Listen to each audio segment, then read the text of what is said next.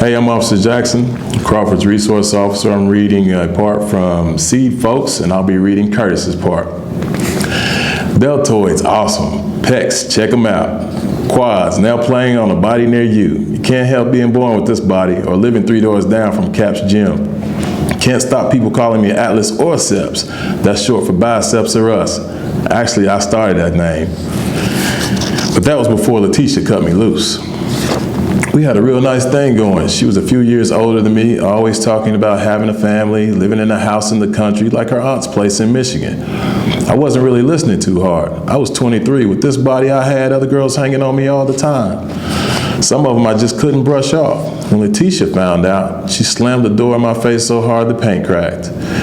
You don't know what you got until it's gone. All that was 5 years ago. I've caught up with her now, done fooling around. She was looking for a husband, now I'm looking for a wife. I moved back from Cincinnati in May and ran into her brother the first day. Said she's still single, same 3rd floor apartment, but when I came up to her street, she turned her back on me, wouldn't let me explain. Twice it happened. No chance for words, so I decided to give her some deeds instead. She lived straight across the street from the garden. I staked out a spot right by the sidewalk where she could walk down and see it.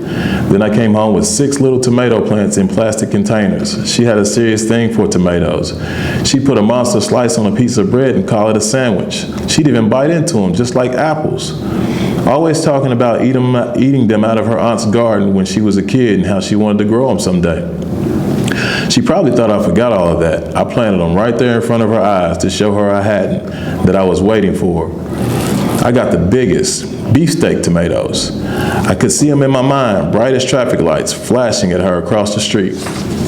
I'd never grown anything before, so I got into it. Every day, something new. The first flower bud, then those yellow flowers, then the tomatoes growing right behind them. This old man with no teeth and a straw hat showed me how to tie the plants up to stakes. Then someone else told me all about their diseases. They got me worrying. What if all my plants started wilting or caught blight and died? That wasn't any message I wanted her to see. I started coming home straight from work to check them. I noticed every hole in the leaf. I picked off bugs, pulled out weeds, and I gave her a lot of that fertilizer called tomato food, like somebody told me. From green little marbles, those tomatoes started growing. Then they started getting orange. Then they went to red. I kept looking up at Letitia's window, wanting her to see it too. The only faces looking back were the drunks that hang out under her place. That liquor store is all boarded up, but they still suck on their little bottles anyway. They like to call me field slave and sharecropper, ask how Master's crop is doing. I could have banged their heads together and shut them up, but I didn't. That was part of the point of the tomatoes. I was showing Letitia that just because I got muscles don't mean I'm some jungle beast. I stopped working out and stopped going out with no shirt, no matter how hot it was. When some chicks would be walking by and see me there, they would say, "Looking fine." I knew they meant me, but I'd point to my biggest tomato and say, "Sure is." My homies all laughed at me to see me out there. Stopped calling me Seps and started calling me Tomato. I just smiled. Those tomatoes got big as billiard balls. One day I checked them, my biggest one. The one I've been watching the closest was gone. The next day, another one gone. It wasn't insects that took them. I was mad. They weren't even all the way ripe yet. My plants were right there by the sidewalk. I put chicken wire around them and even on top, but people still could reach in if they tried. I couldn't guard them day and night. Then Roy showed up, just in time. You drop bread on the ground and the birds come out of nowhere. Same with that garden. People just appeared, people you didn't know were there. Royce was like that, except he didn't want nobody showing he was there. One of the gardeners saw that pile of grass clippings were all spread out. He had a sort of human print in it. He'd been sleeping there nights and leaving early. One morning he slept late. I'm the one who found him. He was 15, black, built big, looked like I did. His face was banged up.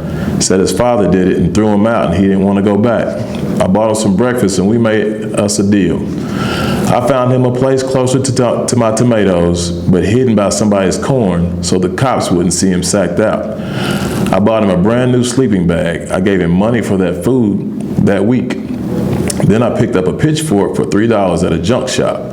His part of the deal was that if he saw or heard anyone mess with my tomatoes, he'd come at them full speed holding the pitchfork. That was my best shot at protecting them during the night. For daytime, when Royce was gone, I painted a sign that said, Letitia's Tomatoes. It was big. I put it right there in front of the plants, facing the sidewalk. If people know something belongs to a person instead of the city or the U.S. government, they're more likely to leave it be. When I pounded it in, I filled my water can. Walking back, I looked up at her window. As still as a cat, behind that lace curtain, there was her face, staring down at the sign. Thank you. I'm Officer Jackson, the resource officer at Crawford. Have a good day.